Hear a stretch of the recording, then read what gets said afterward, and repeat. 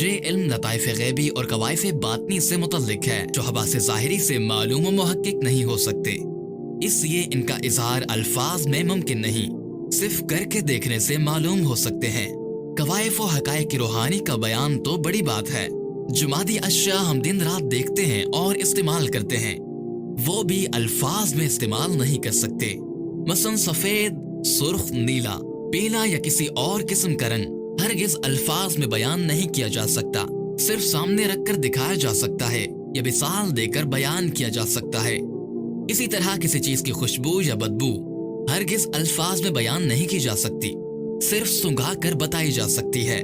کیا کوئی بڑے سے بڑا انشا پرداز گلاب کی خوشبو کو الفاظ میں اس طرح بیان کر سکتا ہے کہ جس نے گلاب نہ سونگھا ہو اس کی ناک میں گلاب کی خوشبو آنے لگے؟